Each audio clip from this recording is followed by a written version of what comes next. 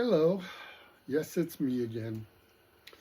This time I'm going to be talking to you about possession, possessed people by spirits, demons, whatever. Some people want to know about this stuff, so I'm going to tell you. People do get possessed by spirits and ghosts. Okay, there's a few stories to this. And I may run a little bit long on this. I apologize.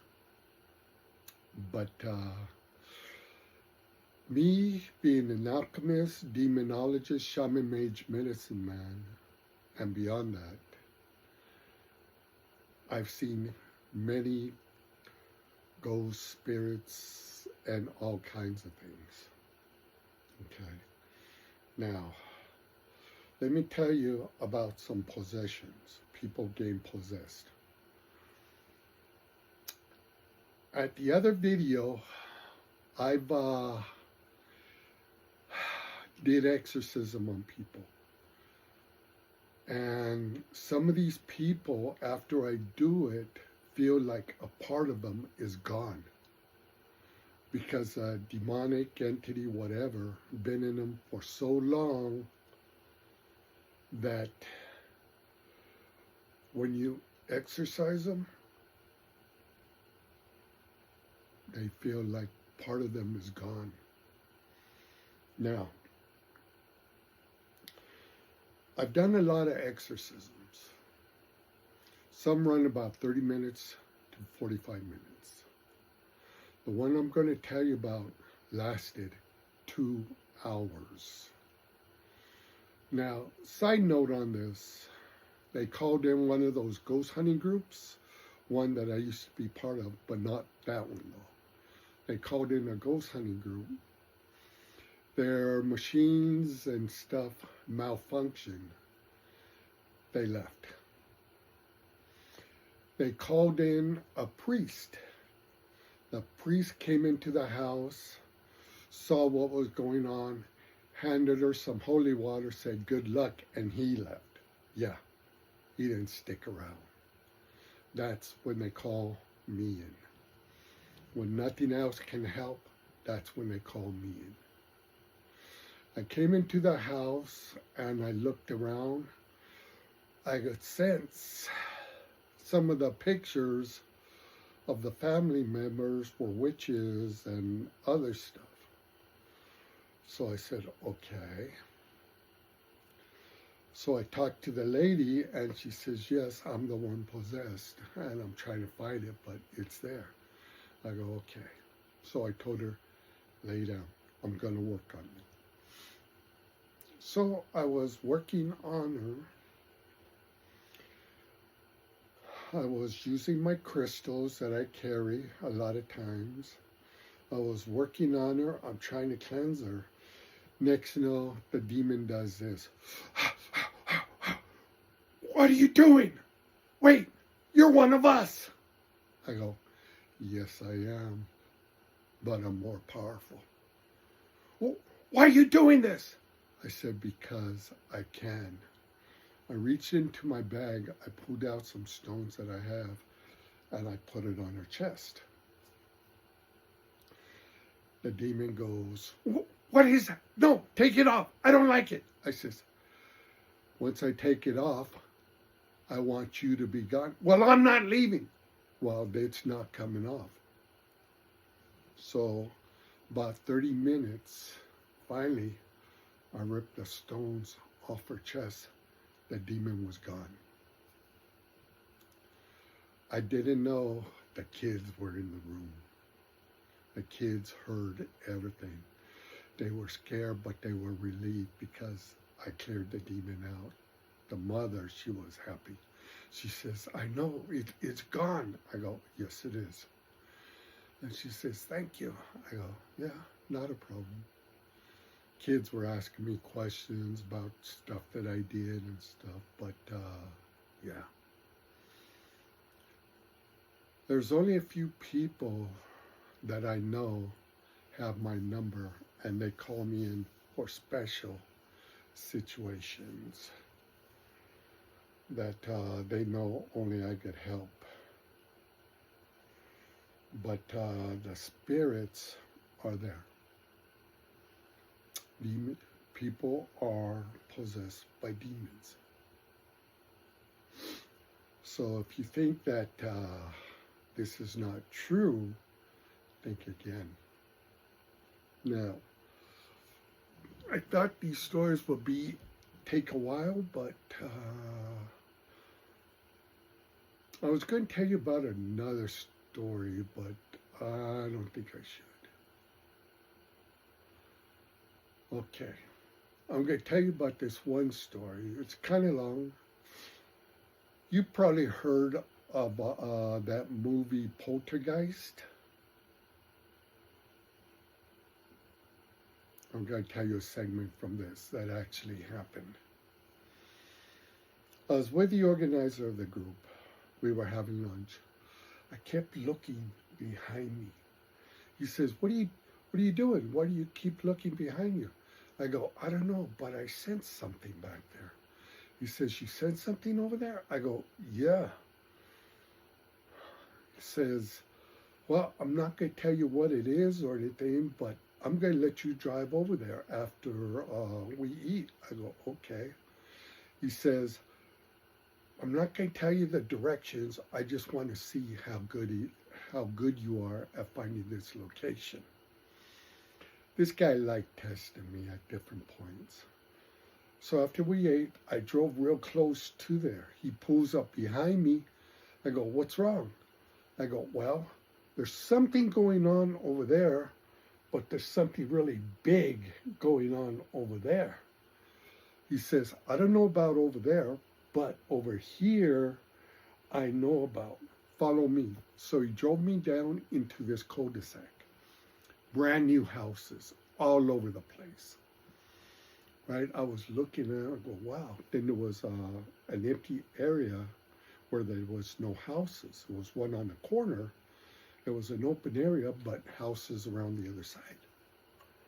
So I was looking at this. He says, come on. I go, okay.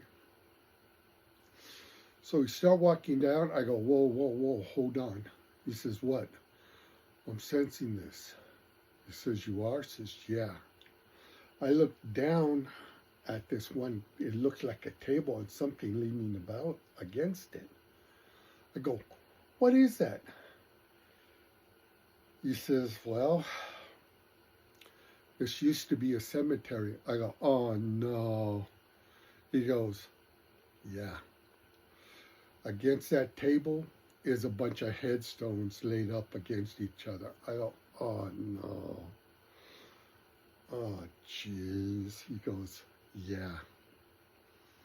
This place used to be a cemetery. I go, oh shit. That's what I was feeling a mile and a half away. Yeah. My senses were that strong on this. A mile and a half away. We started going down this dirt thing. All of a sudden I stopped. I look over to the left. Inside this ravine, there was, how can I describe this? A dark energy watcher. It was like a person, but it was all dark energy, but you can't see his legs. And it was watching us. I went to it. I didn't go to it, but I says, look, I'm not here to cause trouble. I just want to see what's going on here. The entity kind of like relaxed a little bit. I could sense that, but it was still watching us. We walked down a little bit. I was looking around and he says,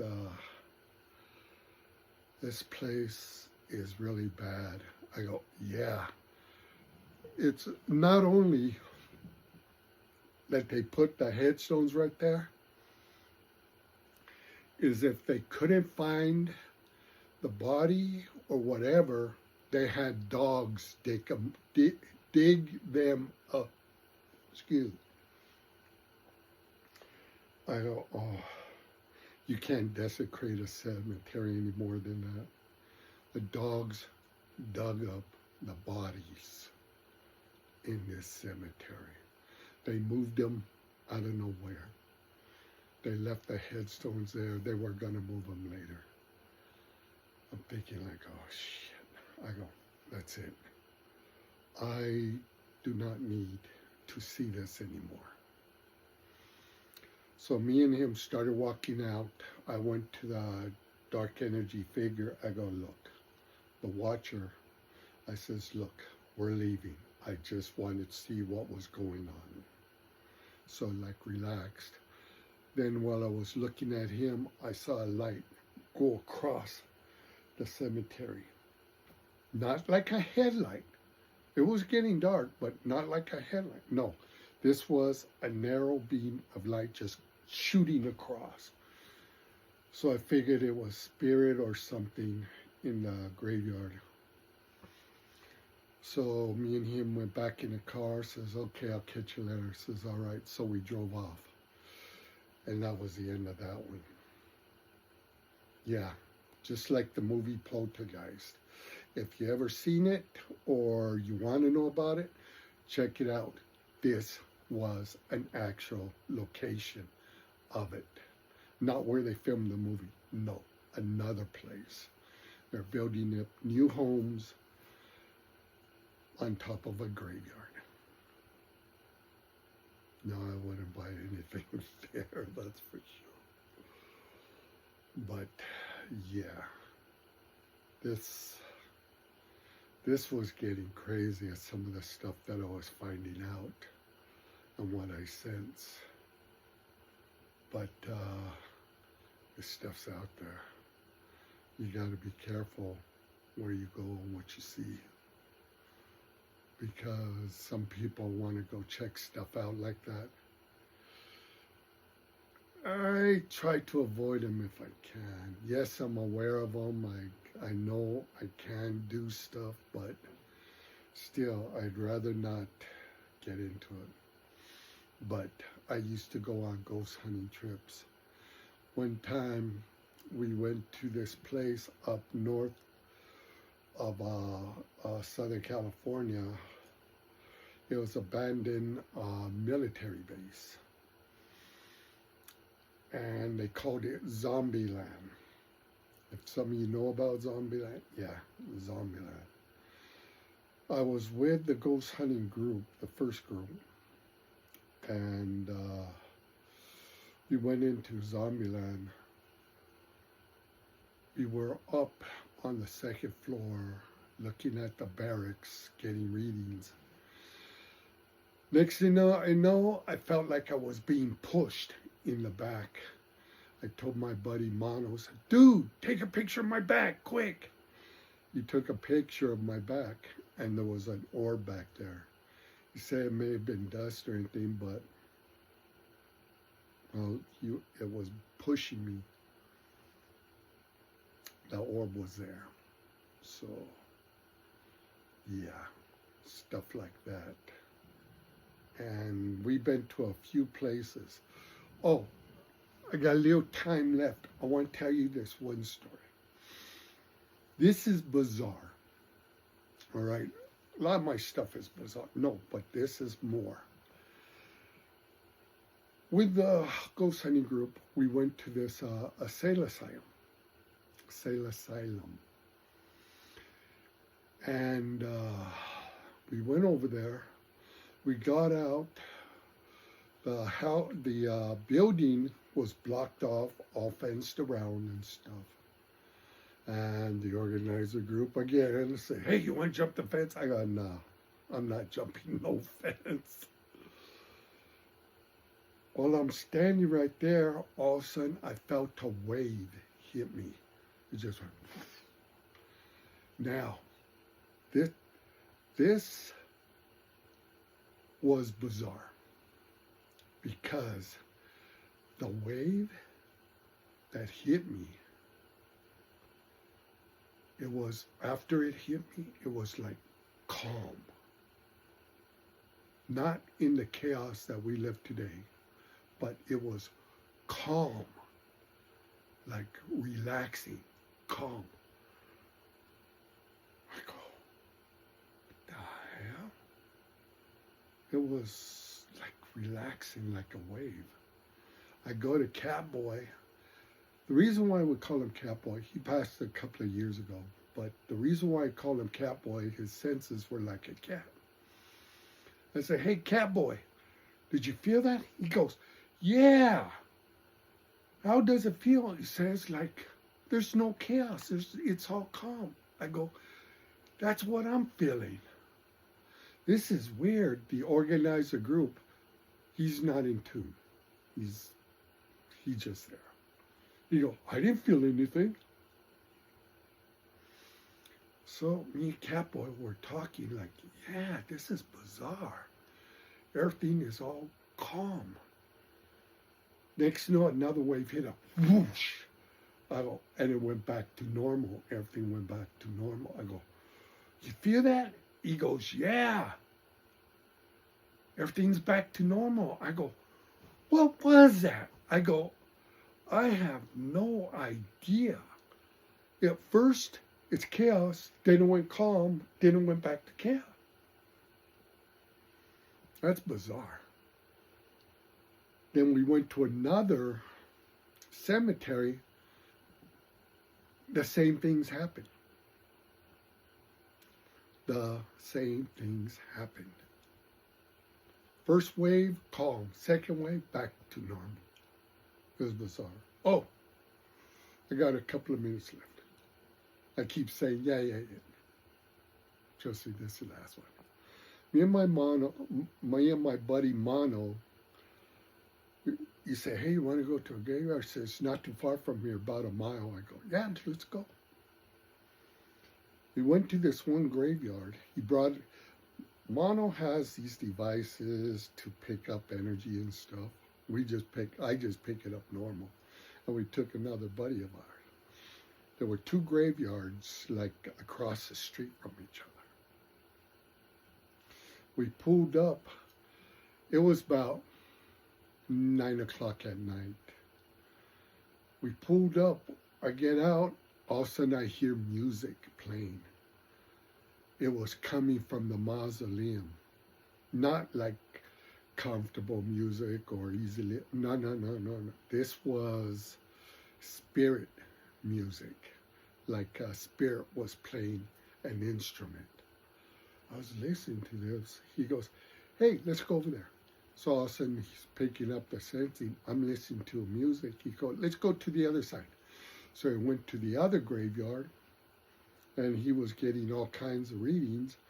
All of a sudden we went back to the other graveyard, the first graveyard, where the music was coming from. All of a sudden the music stopped. I go, you hear that? He goes, yeah, the music stopped. I go, yeah. He says, that's strange. We're hearing music from a mausoleum.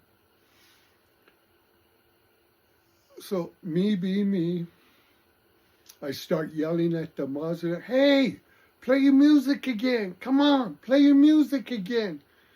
My other buddy, Ian, he starts yelling at, yes, we want to hear it. Come on, please, play your music. Mono just getting readings, right? It seemed like I saw something go by the mausoleum like a shadow. I says, come on, please, we want to hear your music. Next you know, it started playing like a guitar out of tune playing. Just it coming from the mausoleum. I recorded it. I recorded some of it. I put it on one of my YouTube channels. They removed the channels. All of them. So it's gone. But you could hear the music playing from the mausoleum. That was great. I loved it. Finally, my buddy Mono said, come on, we got to go. He says, okay. Thank you for playing for us. My buddy says, thank you. We loved your music. Then we got in and we drove off. And that was the end of it. Yeah. A spirit played an instrument. Like it sounded like a guitar or a mandolin or something, but it was out of tune. And it played it for us. It really did. That was the coolest thing I ever seen. But anyways, now it's time to go. But anyways, yeah, that was wicked when that spirit was playing the instrument at the mausoleum. That was so wicked. Well, have a great day, everybody, and talk to you later. Love you. Mean it.